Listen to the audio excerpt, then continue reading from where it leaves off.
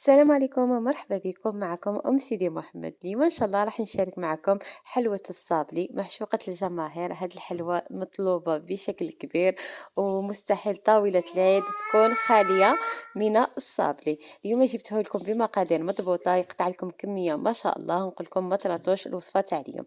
نبداو على بركة الله، بسم الله. واش نحتاجو 250 غرام تاع الدهان. راح نضيفو عليهم حبة تاع البيض كاملة وصفار بيضة، وكذلك ما تنساوش قرصة تاع الملح لتعديل الذوق. دائما الحلويات ديالكم ضيفوا فيهم قرصة تاع الملح.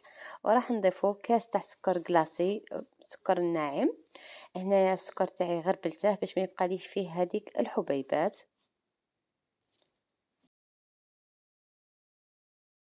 راح نضيف كذلك باكي تاع لافاني، ولا ديروا معلقه صغيره تاع لافاني، لكم الاختيار. انا نستعمل هذه تاع الباكي، ملي تاع الميزان احسن واحسن تجي. تعطي طعم بزاف هايل وريحه بزاف هايله. هنا انا راح نستعمل الباتوخ، باسكو الزبده كانت عندي شويه جامده، يعني ملي كتفريشي مي نتوما الا كانت عندكم طريه غير بلا فوي خلطوهم مليح حتى الخليط يولي متجانس. شوفوا هاد العجينه تاع هاد الصابلي تجي بنينه بنينه بالبزاف. نتمنىكم كامل تجربوها وتعطيوني الراي ديالكم فيها. راني متاكده اي وحده فيكم تجرب هاد العجينه تاع الصابلي راح تولي عندها معتمده، مستحيل تزيد تبدلها في كاش وصفه واحده اخرى.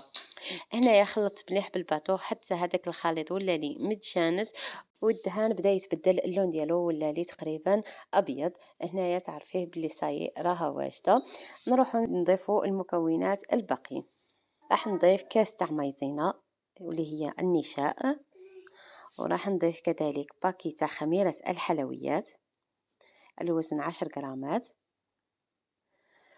وراح نضيف كمية من الفرينة، ونبدأ نطم العجينة نتاعي غير بشوية حتى تنطم لي.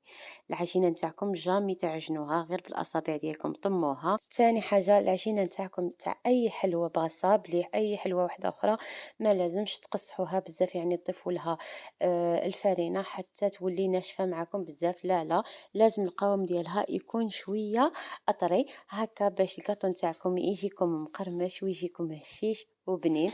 باسكو الا العجينه نتاعكم قصحتوها بزاف، الحلوه نتاعكم بعد ما راح تطيبوها راح تجيكم يابسه قاصحه، ما تقعدش معكم مده طويله. هنايا طميت العجينه نتاعي كامل، بقيت نضيف الفرينه غير بالتدريج حتى انطمت لي العجينه.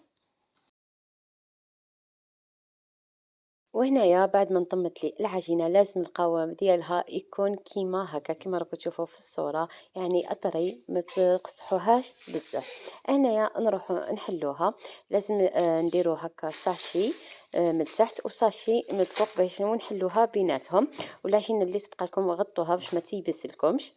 وهنايا حليت العجينة نتاعي. لازم العجينة ما تحلوهاش رقيقة، حلوها مويان، يعني السمك ديالها يكون ما هو خشين ما هو آه، رقيق بزاف، باسكو راح يزيد يضاعف الحجم ديالها بعد ما نطيبوها. انا استعملت هذا الطابع، نتوما لكم الاختيار، كل وحده تستعمل الطابع اللي تبغيه. انا هذا الطابع تاع زمان، يعني حبيت الحلوه تاع الصابلي تكون بنكهه زمان. هنايا كمية كنت درتها يعني بلا فقرة في الوسط، وكمية كنت فقرتهم هكا في الوسط. وهنا كنت مشعلة الفرن تاعي على 170 درجة. طيبت الصابلي نتاعي في الفرن في الوسط، يعني درت الصينية نتاعي في الوسط.